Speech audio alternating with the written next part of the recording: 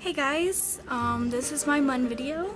I haven't done one of these since I cut my hair, so I'm like probably gonna play with it a lot. My computer's kind of almost dead right now, so I'm gonna be reading off of my iPod. Okay, I have a lot of messages, so thank you guys. I'm gonna start from the top and go to the bottom because it takes less time. First question is from the detective consultant. She asked me what made you pick John over the other Sherlock characters. This is actually going to probably take up a lot of time, me explaining this. When I started Tumblr, I actually didn't know about it because I just am one of those people who don't know about things unless people tell me.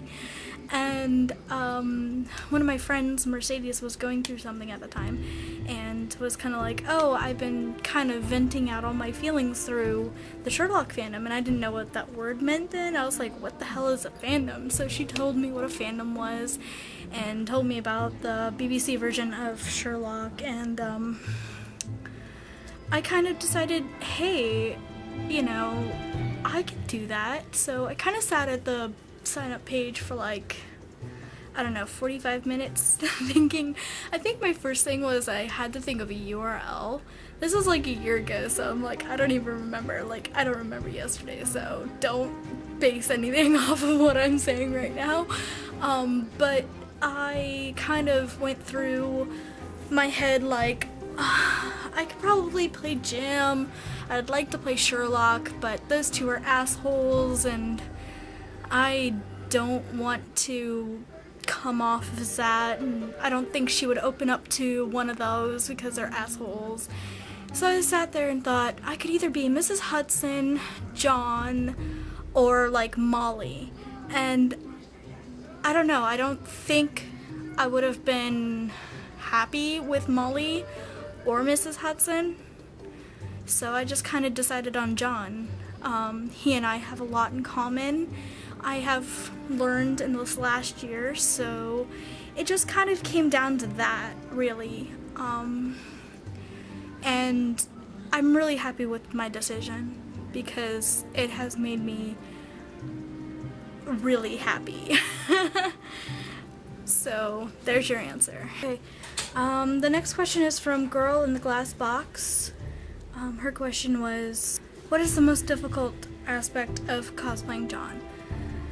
The most difficult thing is that I live with my grandmother and my aunt, who are both very difficult to live with, to put it lightly.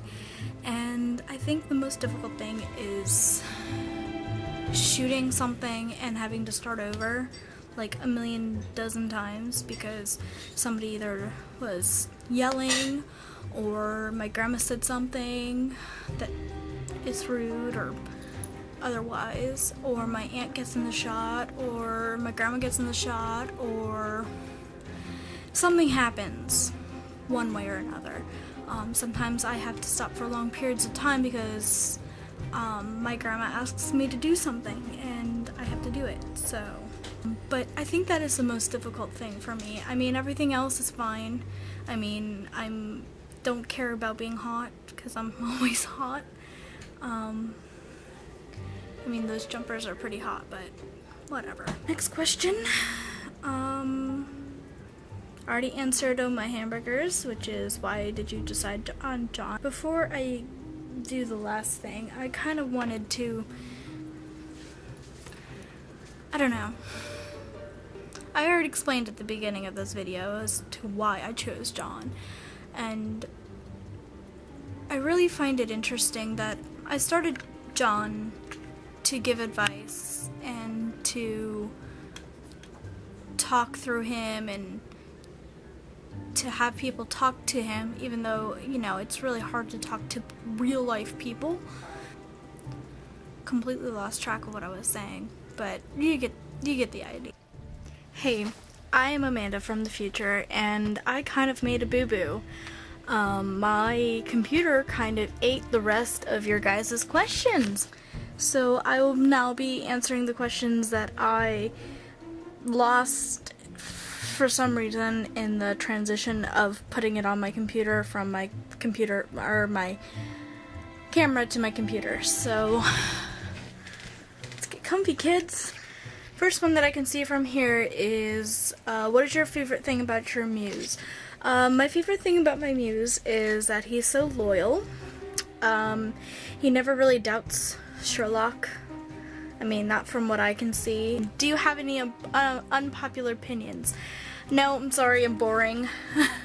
I mean, unless you like Mary from the canon, then we would probably disagree.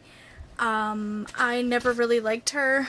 I mean, I didn't think she was necessary or any of that. I'm not going to go into full detail because I'm kind of running low on time. But if you are interested in what my opinion is, you can always ask me. What are Mun and Muse's ambitions? I think John's ambition right now is to just kind of get through things. I mean, Sherlock just came back and now he's kind of like, oh, what is my life? And me, I'm just trying to get through school, honestly. So I'm hoping I can do that. A couple more questions and then back to past Amanda. One of them says, how you get so sexy, Mun?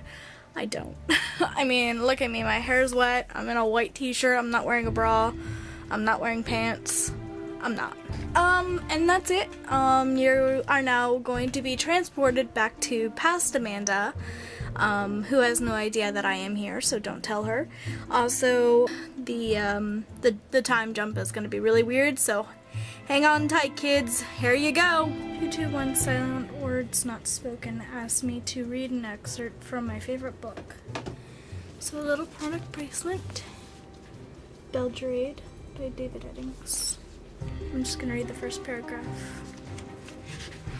The first thing the boy Garion remembered was the kitchen at Falder's farm. For all the rest of his life, he had a special warm feeling for kitchens and those particular sounds and smells that seemed somehow to combine into a bustling seriousness that had to do with love and food and comfort and security and, above all, home. So, yeah, that's the first sentence of this book. I highly, highly recommend this series. I'm gonna go ahead and say my goodbyes because I only have 1 minute left. Thank you so much. There are so many of you, and the number grows every single day. Remember that I do videos every Tuesday, or as often as I can. I try to do it every Tuesday, but if I can't get it out on Tuesday, I usually get it out on Wednesday. So Tuesday or Wednesday, I should say. Thank you for following me. Thank you for interacting with me. Thank you for all these questions. And above all, thank you for being awesome. I love you guys. Goodbye. Why can't I talk?